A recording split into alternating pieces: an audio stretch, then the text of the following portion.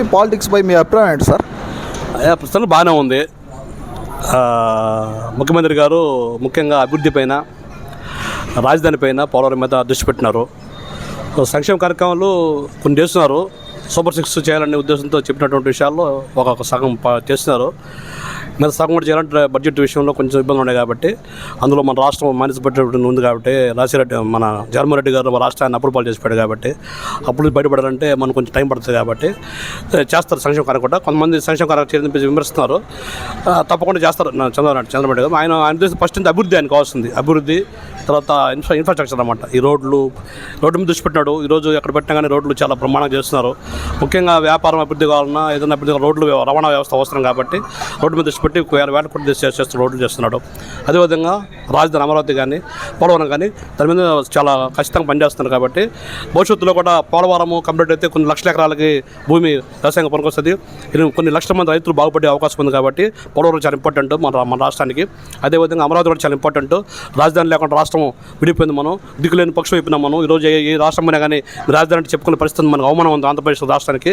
కాబట్టి అమరావతి నిర్మించిన తర్వాత మనకు అందరూ కూడా ఈ రాష్ట్రంలో యువతకి మంచి అవకాశం వచ్చే రోజు ముందని చెప్పి కాబట్టి నేను తెలియపరుస్తున్నాను. బ్రదర్, ఇప్పుడు ప్రతిపక్షాలు ఏమన్నాయంటే సూపర్ 6 అనేది అమలు కాదు, ఇంకా ప్రభుత్వం వచ్చి 9 నెలలు అయింది, ఇంతవరకు పథకాన్ని కూడా మనకు అమలు చేయలేదని అంటూ ఉన్నారు. చంద్రబాబు కామెంట్ చేస్తున్నారు. దాని గురించి సమాధానం ఏంటి అంటారండి? ప్రతిపక్షంగా అంటారు, తప్పదు. వాళ్ళ డ్యూటీ వాళ్ళు చేయాలి కదా. కాబట్టి వాళ్ళు చేసే దాంట్లో తప్పే మేము అనగానే. కానీ సూపర్ 6 చేయాలంటే ఒక టైం అవసరం ప్రభుత్వానికి. ఇంకా సంవత్సరం కంప్లీట్ కాలేదు.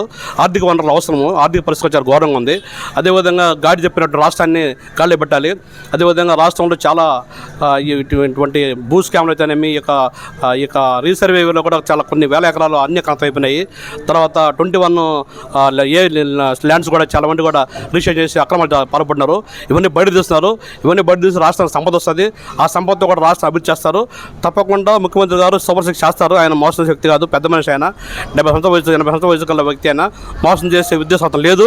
డబ్బు సంపాల్సిన అవసరం లేదు. ఎందుకంటే ఆల్రెడీ అతను ఆర్థికంగా బాగా ఉన్నారు. 5 సంవత్సరాలు 3 సంవత్సరాలు ముఖ్యమంత్రి కాబట్టి ఎలాగా జగన్మోహన్ రెడ్డి లాగా దాచుకునే పరిస్థితి కాదు ఆయన.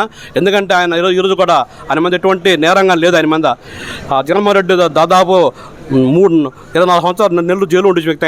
ఆయన మీద 33 కేసులు ఉన్నాయి. ఆర్థిక నేరస్తులను ఆయన అంటాడు. మనమేం తప్పులేదు. కానీ ప్రతిపక్షాలు వాళ్ళు నేను ఒకటే అడుగుతున్నా, ప్రతిపక్షాలు మీ పాత్ర మీరు పోషించమని అడుగుతున్నా. ఎందుకంటే మీరు తప్పకుండా కూడా రాష్ట్రంలో ప్రతిపక్షం గట్టిగా ఉండాలి. ముందు మీరు 11 మంది ఎమ్మెల్యే అసెంబ్లీకి పోసి బయట చెప్పడం కాదు, టీ గంట కాడ బస్ స్టాండ్ చెప్పడం కాదు. మీరు అసెంబ్లీకి పోసి వాదించండి ఈ విషయాల్ని. అసెంబ్లీకి పోయి దమ్ము లేక మీరు బయటకు వచ్చి ఆ మాట మాట్లాడి వేస్ట్ ఆ మాటలు. అసెంబ్లీకి పోండి, పోరాడండి. ఈ పేదల సమస్య ఏదైతే ఉందో సూపర్ అంటారు కదా, అది అసెంబ్లీ అడగండి. మీరు బయట అడితే లాభము. కాబట్టి మీరు వచ్చి ప్రతిపక్ష పాత్ర పోషిస్తే మీకు ఓట్లేసి ఉండండి. 11 మంది ఎమ్మెల్యే ఓట్లేసి ఉంటే ప్రజలు కూడా సంతోషపడతారు. మీరు అసెంబ్లీకి బాగా దానుకోవడం అది చాలా తప్పది. కాబట్టి ప్రతిపక్షం ఏమంటే ఒకటి చెప్తున్నా, మీరు 5 సంవత్సరాలు అధికారం ఎంజాయ్ చేశారు, అనుభవించారు, లక్షల కోట్లు సంపాదించుకున్నారు. 5 సంవత్సరాలు కనీసం ప్రతిపక్షం పనిచేయండి. ప్రతిపక్షం పోరాడండి. అధికార పక్షాలు తప్పు చేస్తే మీరు వాదించండి, నిలదేయండి. అందులో తప్పులేదు. రాజ్యాంగం మీకు హక్కు ఇచ్చింది. మీరు చేయాల్సిన పని మీరు చేయమని చెప్పండి. సభ ఈ సందర్భంగా నేను ప్రతిపక్షం తెలియజేస్తున్నాను.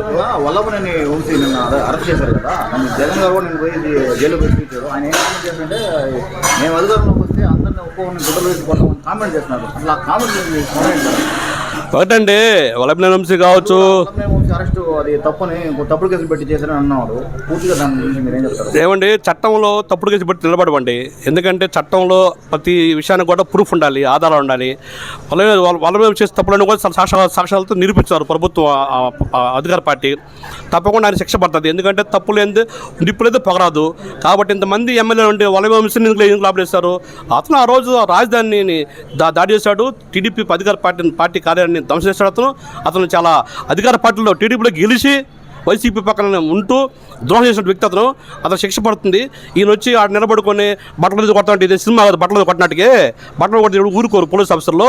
నిన్నే బట్టలు కొట్టి రోజు దగ్గరలో ఉన్నాయి జగన్మోహన్ రెడ్డి నేను చెప్తున్నాను. ఎందుకంటే ఆల్రెడీ కొట్టారు కొంత గతంలో నిన్ను జైలు వేసి, తిహార్ జైల్లో, తర్వాత చంద్రగఢ్ జైల్లో నేను కొట్టాను నేను గతంలో. నిన్ను అది మర్చిపోవద్దు. నువ్వు పోలీసు అధికారులు అనేవాళ్ళు వాళ్ళ పనులు చేస్తారు. చట్టం తన పని చేసుకుంటూ పోతుంది. నువ్వు చెప్తే ఇంకోటి చెప్తే ఆగది. నువ్వు బెదిరిస్తే బట్టలు కొడతా బెదిరిపడి ఊళ్ళు లేరు ఆంధ్రప్రదేశ్లో. ఇదే సినిమా కాదు. జగన్మోహన్ రెడ్డి చెప్తాను జగన్మోహన్ రెడ్డికి. ఈ 9 నెలల్లో ఏపీ పాలిటిక్స్ ఎలా ఉంది? అసలు బాబు గారి పరిపాలన ఎలా ఉంది? బాబు గారి పరిపాలన సూపర్గా ఉంది. బ్రహ్మాండమైన పరిపాలన. ఎవరికి ఉచితంగా డబ్బులు ఇడు. మన గవర్నమెంటు మనకి ఆదాయం వచ్చే ఏర్పాట్లు చేస్తున్నాడు. రాజధాని అయితేనేమి, పోలవరం ప్రాజెక్ట్ అయితేనేమి, తర్వాత గ్రామ అభివృద్ధి, విద్యార్థులు చదువులు, ఈ సంస్థలన్నీ నెలకొల్పుతూ వస్తూ ఉచిత అన్నీ బ్యాన్ చేసేసాడు. అది ప్రతిపక్షం ఏమంటుందంటే ఎలక్షన్ ముందు ఈ సూపర్ 6 అన్నాడు, ఒక్క పథకం అమలు చేయలేదు అనేసి అంటున్నారు. దానిపై మీ అభిప్రాయం ఏంటి? జీవితంలో జగన్ రెడ్డి వీళ్ళు ఇక వచ్చే పనే లేదు. వాళ్ళ పరిపాలనే పనికిరాదు. వాళ్ళు పరిపాలన కానీ చేస్తే ప్రజాధనాన్ని దుర్వినియోగం చేసినట్టయి. ఇది నేను చెప్పదలుచుకున్నది. టీడీపీ వాళ్ళు తప్పుడు కేసులు పెట్టి వల్లభనేని వంశీని అరెస్ట్ చేశారు అనేసి ప్రతిపక్షం ఆరోపిస్తుంది. ఆల్రెడీ జగన్మోహన్ రెడ్డి గారు ప్రెస్ మీట్ కూడా పెట్టాడు కదా, దానిపై మీ అభిప్రాయం ఏంటి? దాని విషయాలు అక్కడ న్యాయవాదులు చూసుకొని తర్వాత కోర్టు పరిధిలోకి వచ్చే కోర్టు న్యాయమూర్తి గారు చేసే విధానాన్ని బట్టి అక్కడ సాక్ష్యాధారాలను బట్టి న్యాయాలు తీర్పిస్తారు. మేము అధికారంలోకి వస్తే నాయకుల్ని అధికారులని గుడ్డలోడు తీసి కొడతాం అనేసి వార్నింగ్లు ఇస్తున్నారు కదా, దానికి మీరేమంటారు? అది సభమైన పద్ధతి కాదు. జగన్మోహన్ రెడ్డి చెప్పే పద్ధతి సరైనది కూడా కాదు. అధికారులది కాదు చట్టం, ప్రజా పరిపాలనలోది చట్టం. ప్రజలు ఏమైతే తీర్పు చెప్తున్నారో దాని తీర్పు ప్రకారమే పోతుండాలి. ఆయన స్వయంగా అధికారులను కొడతాను, గుడ్డలోడ తీస్తాను, బజార్లో నిలబడతాను, ఇవన్నీ ఉపయోగం లేని మాటలు. డిప్యూటీ సీఎం పవన్ కళ్యాణ్ అంటున్నారు కదా, ఆయన పని చేయకుండా గుడి గోపురాలు తిరుగుతూ ఉన్నాడు అని కామెంట్ చేస్తున్నారు వైసీపీ. అవును, ఆయన సొంత డబ్బులు ఖర్చులు పెట్టుకొని గుడి గోపురాలే కాదు, ఈ బీదవాళ్ళకి సాధవాళ్ళకి ఉపాధి కల్పించి పనులు చేసేదానికి ఉపయోగపడి ఈ రైతు వారీగా కూడా అతని సొంత డబ్బులు ఇస్తున్నాడు. అభివృద్ధి కార్యక్రమాలు చేయకుండా గుడి గోపురాలు ఈ కాషాయ వస్త్రాల్లో తిరుగుతున్నాడు అనేసి అంటున్నారు. దానిపై మీ అభిప్రాయం ఏంటి? కాషాయ వస్త్రాలు ధరింపబడిన వాళ్ళు ఇది అభివృద్ధి చేయాలనే ఆలోచనే ఉంటుంది వాళ్ళకి. ఎందుకంటే ఇప్పుడు ఉత్తరప్రదేశ్ ఆయన ఎవరైనా యోగి, ఆయన సన్యాసి. ఇప్పుడు మోడీ గారు ఎవరు? ఆయన అంటే ఈయనకు అన్నీ ఉండే. ఈయన ఎవరో రాజఋషి లెక్క, అంటే మ్యారేజ్ చేసుకొని పిల్లలు ఉండేవాడిని రాజఋషి అంటారు. ఆయనకు రాజయోగం ఉంది.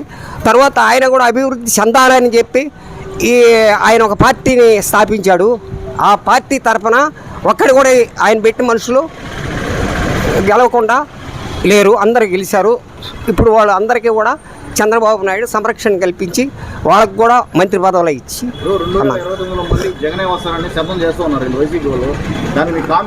అది నాలాంటి వాళ్ళని ఇంకొంతమందిని విచారించండి, అప్పుడు తెలుసు.